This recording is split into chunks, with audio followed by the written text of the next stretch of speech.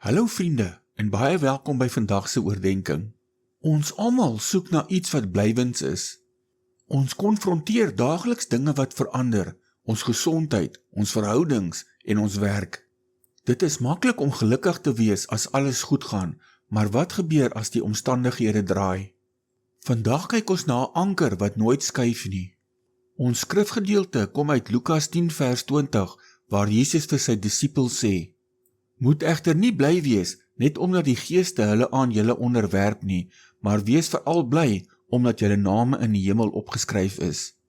As ons na die historiese agtergrond kyk, sien ons dat die disippels pas teruggekom het van 'n baie suksesvolle uitreik af. Hulle was opgewonde, omdat selfs die bose geeste vir hulle geluister het. Maar Jesus stop hulle dadelik.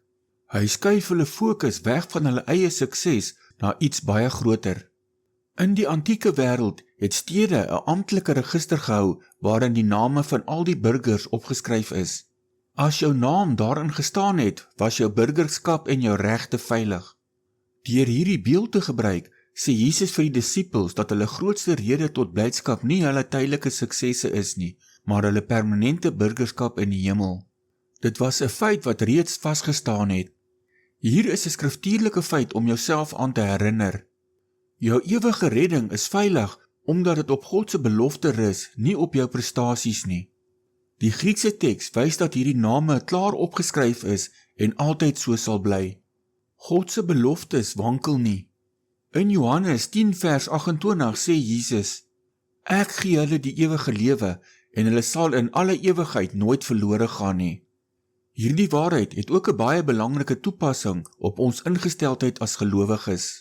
Sukses in die bediening kom en gaan, omstandighede verander, ons gesondheid gaan agteruit en verhoudings het hulle opdraandes en afdraandes, maar ons ewige posisie voor God verander nooit nie.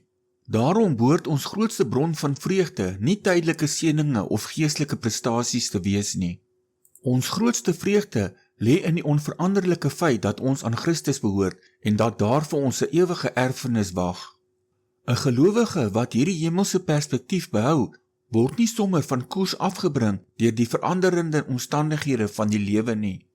Daarom is dit belangrik om seker te maak dat ons die ware evangelie glo en nie die slagoffer van 'n valse evangelie is nie. Sukses kom en gaan, jou jeug kom en gaan, maar jou posisie as 'n kind van God verander nooit nie. Dit gee ons 'n ewige perspektief wat ons help om staande te bly wanneer die lewe moeilik word. Kom ons bid saam. Hemelse Vader, baie dankie dat ons burgerskap in die hemel vasstaan, die oomblik wanneer ons geloof in die ware evangelie plaas. Vergewe ons dat ons toelaat dat ons geluk so dikwels afhang van ons omstandighede. Dankie dat U ons name in die boek van die lewe opgeskryf het en dat niemand ons uit U hand kan ruk nie. Help ons om vandag te rus in hierdie groot waarheid. Gee ons die vrede wat hierdie wêreld nie kan gee of wegneem nie. Ons rig ons oë op U, ons ewige anker. Ons vra dit in die magtige naam van die Here Jesus Christus. Amen.